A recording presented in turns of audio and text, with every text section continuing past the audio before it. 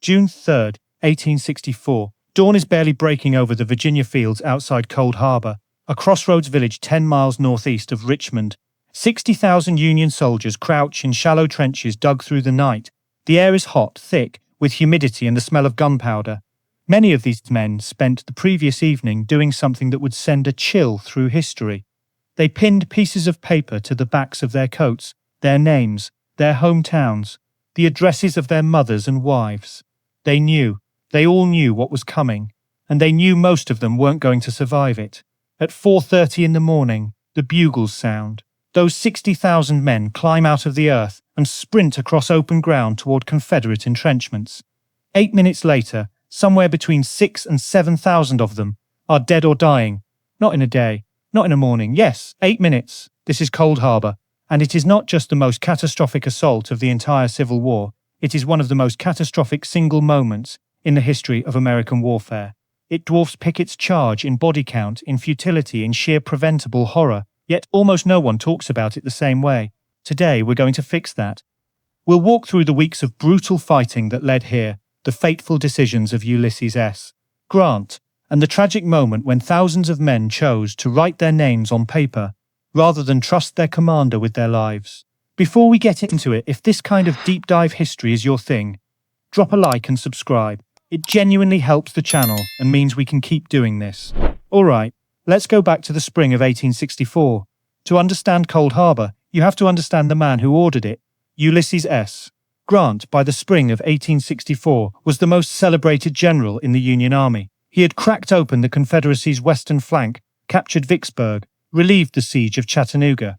Abraham Lincoln promoted him to lieutenant general, a rank only George Washington had previously held, and brought him east to finally end the war. The press loved him. The public adored him. He had an aura of inevitability around him. Grant was also fundamentally different from every Union commander who had faced Robert E. Lee before him. McClellan had been paralyzed by Lee. Pope had been humiliated. Hooker had been outmaneuvered.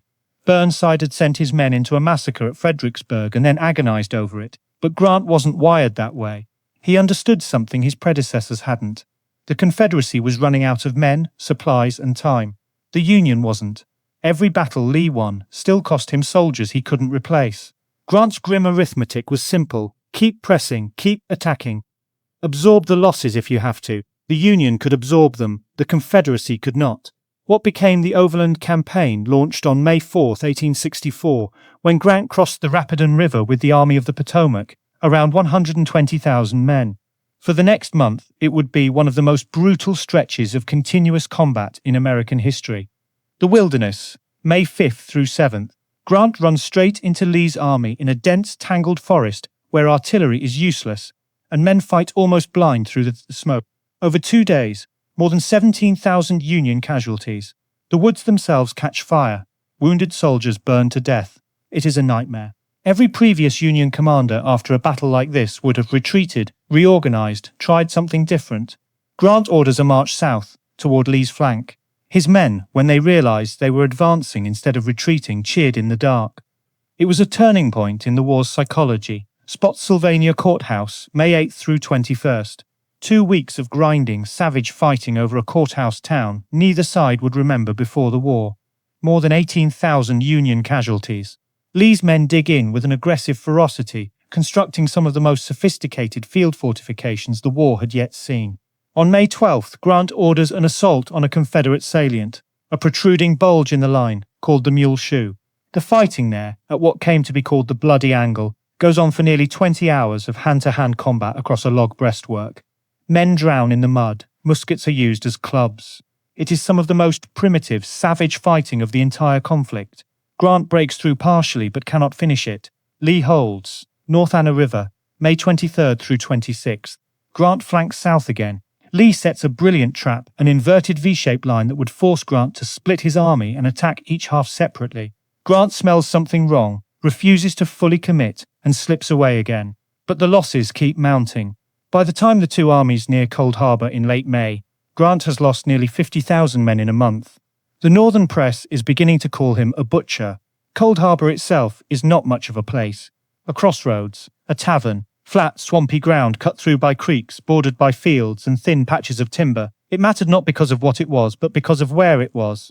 Control it, and Grant could swing his left flank south toward Richmond's defences. Lee understood this immediately. By June 1st, both armies had converged on Cold Harbor. The fighting started that afternoon, a probe by Union cavalry under Phil Sheridan that escalated quickly. Grant's forces made some initial gains but ran into Confederate entrenchments that Lee's men had spent the night furiously improving. The Confederates had become extraordinarily good at field fortification over 3 years of war. In 12 hours they could turn open ground into a maze of earthworks, angled so that attackers would face enfilading fire, bullets coming from the side, not just the front, from almost every approach. Grant ordered another assault for June 2nd. It was postponed because his troops, many of whom had been marching continuously for days, arrived exhausted. The assault was rescheduled for June 3rd, 4:30 in the morning. That postponement gave Lee's men another full day to dig. What they built that night was not merely a defensive line. It was an interlocking system of trenches, traverses, gun pits, and abatis, tangles of sharpened stakes and felled trees, designed to funnel any attacker into killing zones where they would be hit from multiple angles simultaneously. Lee's veterans, men who had survived 3 years of war, worked through the night with the focused efficiency of professionals. They knew what was coming, and they were ready, and that is where those pieces of paper come in. Among the Union regiments, men who had been in the army long enough to understand what a frontal assault on entrenched positions meant, sat in the darkness and wrote their names on scraps and pinned them to their coats. Not all of them. Many were too tired, too numb, too new to the grim calculus, but enough did it that officers noticed and later wrote about it with a sorrow that never left them. These were not men who had given up. They were men who faced what was coming with clear eyes and wanted to be identified when it was over. 4:30 a.m., June 3rd, 1864. 3 Union Corps step off simultaneously across a front of roughly 6 miles. Hancock's 2nd Corps on the left, Wright's 6th Corps in the centre, Smith's 18th Corps on the right. 60,000 men in total, though not all would make the main assault. The Confederates heard them coming before they saw them. The creak of equipment, the soft shuffling of tens of thousands of feet in the dark. They loaded their rifles and waited. When the Union troops came into range, the Confederate line opened up, not in ragged volleys, but in what survivors described as a continuous unbroken roar, artillery firing canister rounds that turned the air into a wall of metal, infantry delivering a rate of fire their entrenched positions, and experienced hands made almost mechanical. Men fell in rows. Officers went down trying to dress their lines. Colour-bearers, the men carrying regimental flags, and perpetually targeted because the flags were navigation beacons, dropped one after another. The ground, already churned and torn, became impossible. In some places, the Union men never got close. The Confederate fire was so intense that the advance simply disintegrated 200, 300 yards out. Survivors pressed into whatever small depressions in the ground they could find and stayed there, unable to advance, afraid to retreat. In other places, parts of Hancock's corps actually reached the Confederate works, briefly broke through. For a few terrifying minutes, men fought in the trenches themselves, bayonets and rifle butts in the dark. Then Confederate reserves poured in and sealed the breach. By 5:30 a.m., 60 minutes after the assault began, and many accounts suggest the decisive carnage was concentrated in the first 8. It was essentially over. Some units stayed pinned in the open for hours, unable to move, waiting for dark. Others retreated in disorder. Grant's aide, Horace Porter, rode the lines afterward and said the scene was unlike anything he had witnessed in 3 years of war. The numbers are debated by historians, but the broad consensus is staggering. Somewhere between 7,000 and 13,000 Union casualties, killed, wounded, and missing in an assault that lasted less than an hour. Confederate losses were less than 1,500. At Pickett's charge, roughly 6,500 Confederate casualties over a similar time frame. Cold Harbor's Union losses, at a minimum, exceeded even that. Ulysses Grant wrote his memoirs 20 years later, dying of throat cancer, racing to finish them so his family would have something to live on. They are generally spare and unsentimental. The man who survived the wilderness without flinching, who watched Spotsylvania and kept moving, allowed himself one moment of public regret in those pages. "I have always regretted," he wrote, "that the last assault at Cold Harbor was ever made." That sentence has sat in history ever since, a quiet acknowledgement of something that cost thousands of lives and gained nothing. Grant had believed, based on his experience in the Western theatre, that aggressive assault could shatter Confederate morale if pressed hard enough. He had seen it, at Vicksburg, at Chattanooga. What he underestimated was how different Lee's veterans in their prepared positions were from anything he had faced before. Grant's subordinates had warned him. Several corps commanders expressed doubt before the assault. Meade, technically commanding the Army of the Potomac under Grant, had concerns. Hancock, one of the finest combat officers the Union produced, later acknowledged that the men had sensed the attack was hopeless before it began.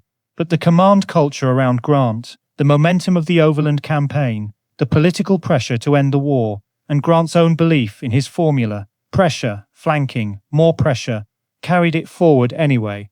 There is a parallel here to Pickett's charge that is hard to miss and harder to shake. Lee ordering an assault his own subordinates questioned, against a position they warned him was impregnable. Grant doing the same. The difference is one of scale and direction. Lee was attacking to try to win the war in an afternoon. Grant was attacking as part of a campaign of attrition he believed, correctly, the Union would ultimately win. Neither calculation did anything for the men who wrote their names on paper that June morning. After the assault, the two armies sat facing each other across the same ground for another 9 days. And here Cold Harbor added one more wound to its grim ledger. Wounded men lay between the lines in the heat of a Virginia June, within sight and sound of both armies. Unable to be retrieved because any movement drew fire, some called out for water, some fell silent over hours and days. The armies exchanged notes, trying to arrange a ceasefire to collect them, but negotiations over the precise language. Grant unwilling to use the word truce, which might imply defeat, Lee maneuvering politically, dragged on. By the time a brief ceasefire was finally arranged on June 7th, 4 days after the assault, almost all of the wounded left in the open had died. That delay, that bureaucratic failure in the face of dying men, might be the most quietly damning detail in the entire Cold Harbor story. It revealed the degree to which institutional pride and military protocol had ceased to bend even for basic humanity. Grant finally abandoned direct assault, slipped his army south across the James River in one of the most technically impressive maneuvers of the war, and began the siege of Petersburg that would grind on for another 9 months. Lee's army never really recovered the strength to attack again. Cold Harbor was not, in a military sense, the last word, but it scarred the Army of the Potomac in ways that lingered through the end of the war and long after. So why don't we talk about Cold Harbor the way we talk about Pickett's charge? There are few reasons, and they're worth understanding. Pickett's charge happened at a battle the entire nation was watching. Gettysburg, fought over 3 days in Pennsylvania while the country held its breath. The drama of the Confederate high water mark, of Armistead going over the wall and falling, of Lee meeting the survivors and saying, "All of this has been my fault." It had a narrative shape that people could grasp and retell. Cold Harbor happened at the end of a month of continuous grinding combat. By June 1864, the country was numb to the casualty lists. One more disaster blurred into all the others. Pickett's charge also ended in total, visible Confederate defeat. The charge failed, it was seen to fail, and the Confederacy never invaded the North again. It was a clean turning point. Cold Harbor was messier. The war went on. Grant didn't retreat. He flanked south and kept going. There was no clean narrative break to hang the story on. And there is perhaps a simpler reason. Pickett's charge is the story of the losing side, attempting the impossible and paying for it. A tragedy with a kind of doomed nobility. Cold Harbor is the story of the winning side, ordering the impossible and paying for it. A catastrophe that implicates the men we celebrate as heroes. That is a harder story to tell. It is also a more honest one. The fields at Cold Harbor are preserved today as part of the Richmond National Battlefield Park. They are quiet, flat, and easy to miss if you're driving through. The earthworks, remarkably, some still visible, follow the same low ridgelines where Lee's men crouched in the dark and waited. The ground in front of them is open, just as it was that morning.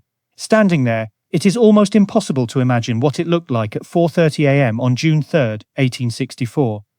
60,000 men stepping forward in the dark, the names pinned to their backs, the roar that met them.